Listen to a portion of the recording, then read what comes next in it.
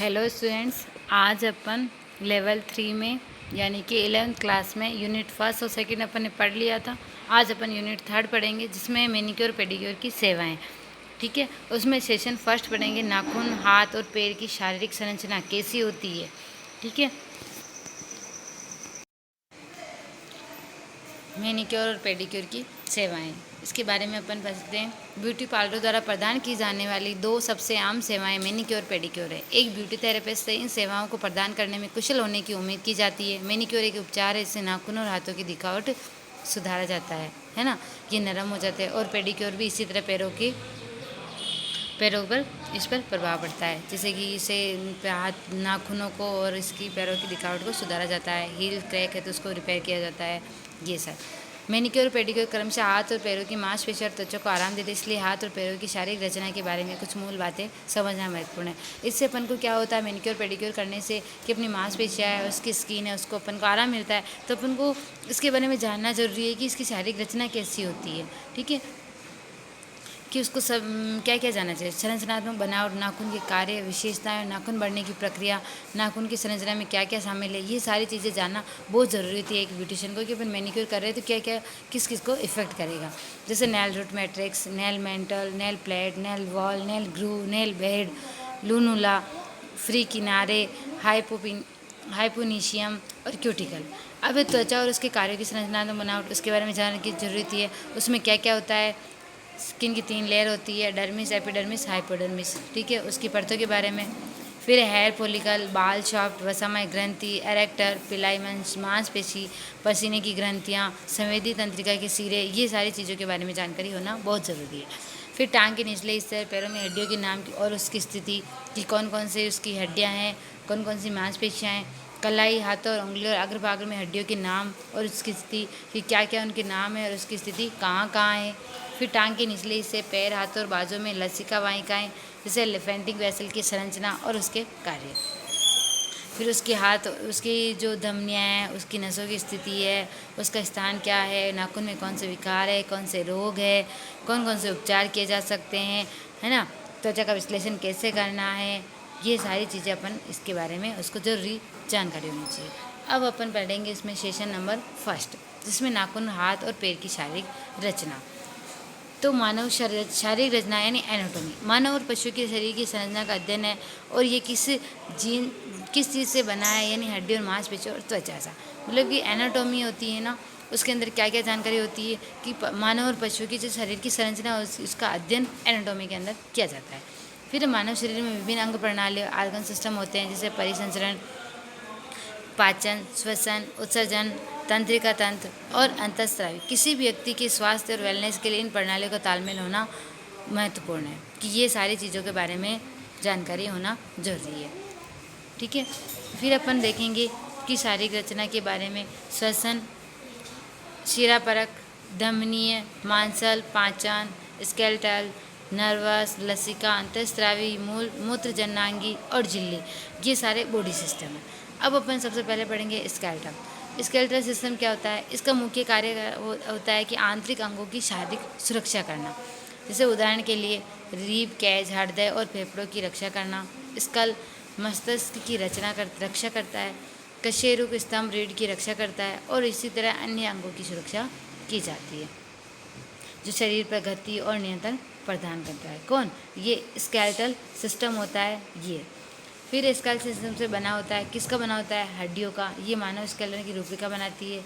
अस्थि मज्जा, इसकी जो अस्थि मज्जा होती है, ये हड्डियों में मौजूद लचीले टिश्यू होते हैं जहाँ रक्त कोशिकाओं का उत्पादन होता है। फिर है जोड़, वे बिंदु जिस पर 2 या अधिक हड्डियाँ मिलती है वो जोड़ कहलाते हैं। कि 2-3 हड्डियाँ एक साथ मिल रही है तो वो क्या है? जोड़ है। जैसे घुटने का, कोहनी का, है ना, जॉइंट्स जो होते हैं। फिर है नरम हड्डी, ये जोड़ों में पाई जाने वाली संयोजित टिश्यू होते हैं जो अन्य ऊतकों को समर्थन प्रदान करते हैं। इनकी वापस मरम्मत करने की ज़रूरत नहीं होती है, इनमें रक्त वाहिकाएँ नहीं होती है। फिर टेंडन, ऊतक की जरिए एक मांसपेशी हड्डी से जुड़ती है।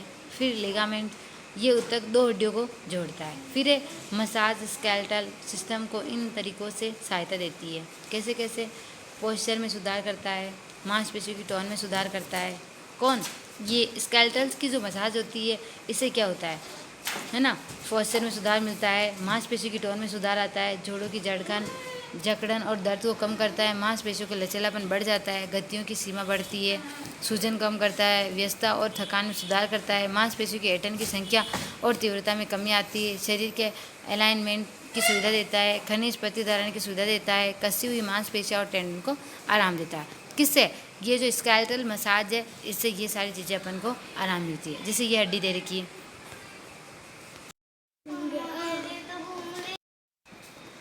ऊपरी फोरआर्म, ये बाजू की हड्डी है, ठीक है। ये हुमरस ऊपरी बाहु है।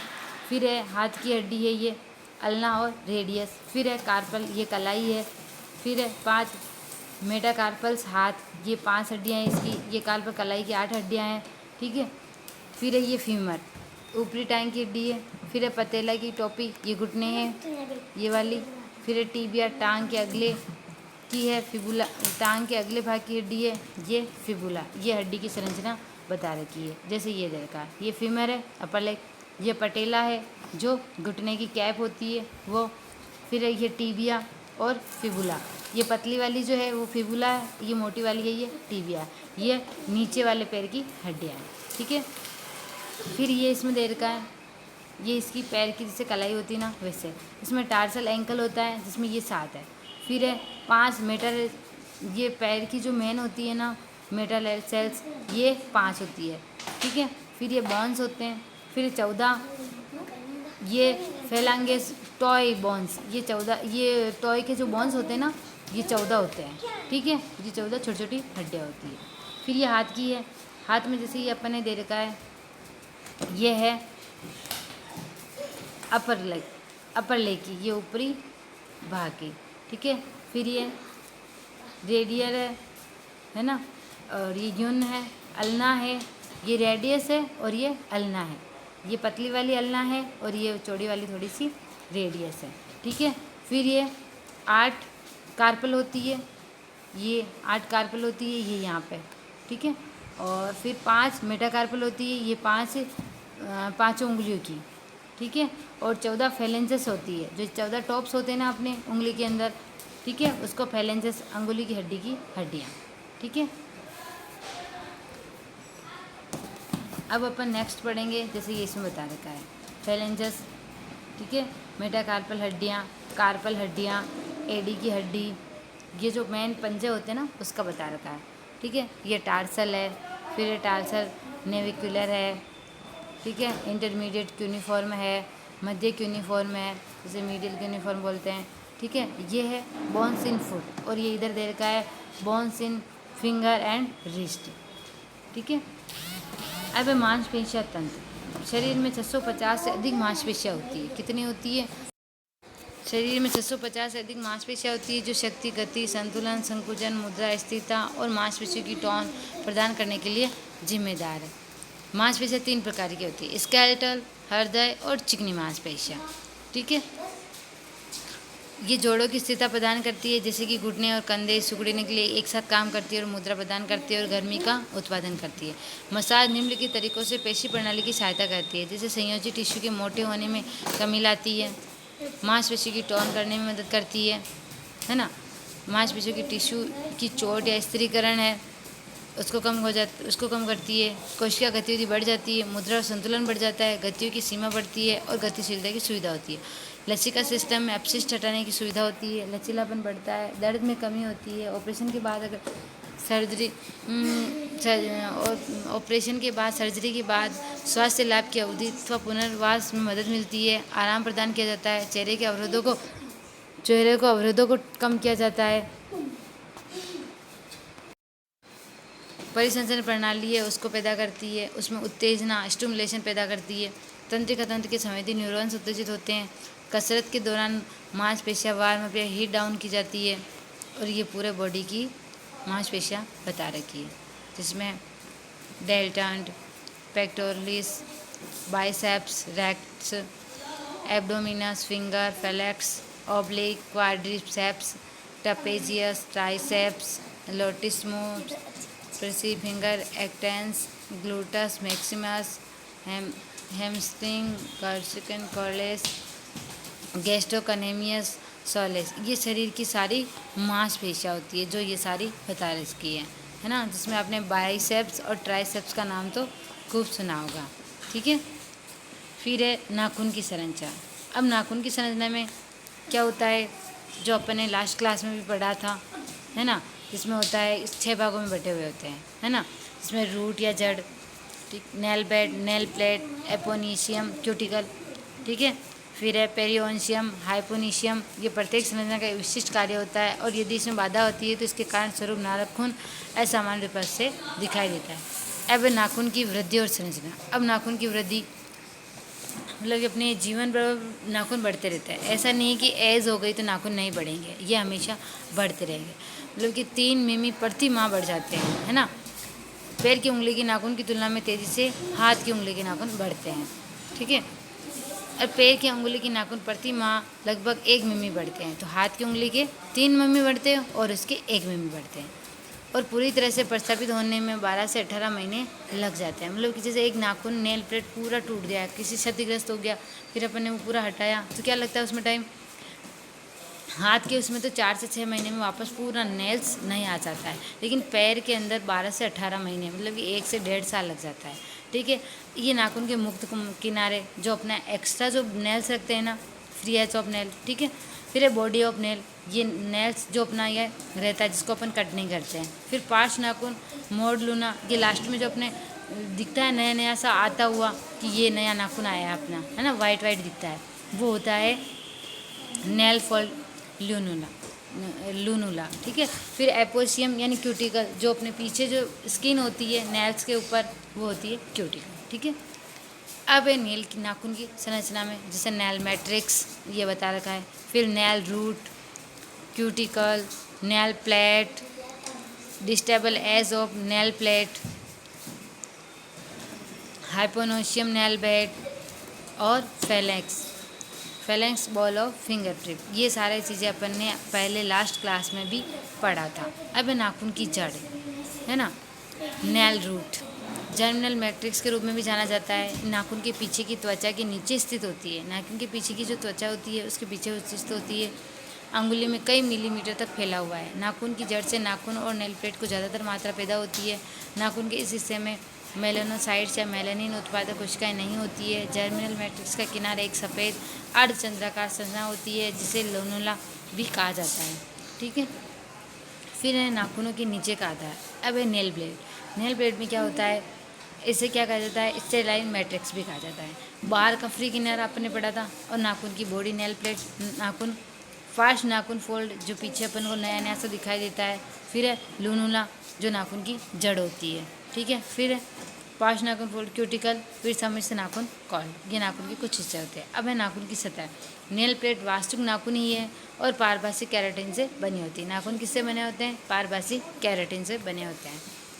नाखून की गुलाबी उपस्थिति नेल प्लेट के नीचे रक्त वाहिका से आती है।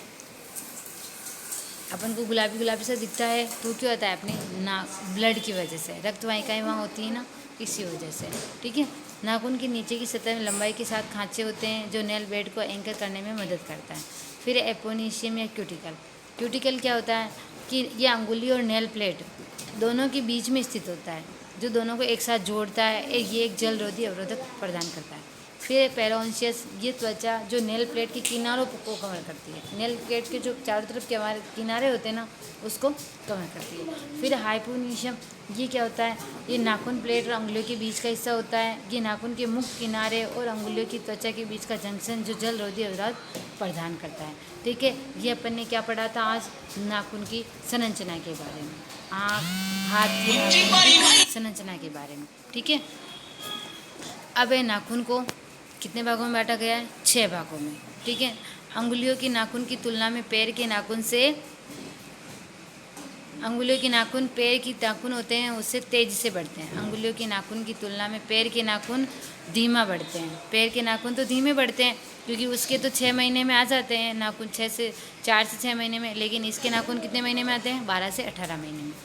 फिर हाइपोनीशियम, ये क्या होता है, हाइपोनीशियम नाखून प्लेट और अंगुली के बीच का हिस्सा होता है। इसमें आंसर क्या आएगा, नाखून। वह बिंदु जिस पर 2 या अधिक हड्डियाँ मिलती है उसको क्या कहते हैं, जोड़ कहते हैं। 2 हड्डियाँ मिलती है उसको जोड़ कहते हैं, जॉइंट्स। हड्डी रिक्त स्थान में रक्त कोशिकाओं का उत्पादन करती है। वह ऊतक जहाँ एक मांसपेशी हड्डी से जुड़ती है क्या कहलाती है? जोड़। दो हड्डियों को जोड़ने वाले ऊतक को टेंडन कहते हैं। मालिश से रक्त परिसंचरण और मेरुतंक मांसपेशियों और टेंडन को बेहतर बनाने में मदद मिलती है। ठीक है, अब इसके क्वेश्चन में आपको क्या करना है कि भुजा और पैर हाथ की हड्डी की मांसपेशी की संरचना और कार्यों का वर्णन करना है और एक नाखून के विभिन्न भागों की पहचान करनी है। ये 2 क्वेश्चन है, ये 4 रिक्त स्थान है और 4 ही ऑब्जेक्टिव क्वेश्चन है। 4 ये 4 8 8 और 2 ये 10 से क्वेश्चन आपको इस यूनिट 3 के पहले लेसन में करना है। ठीक है।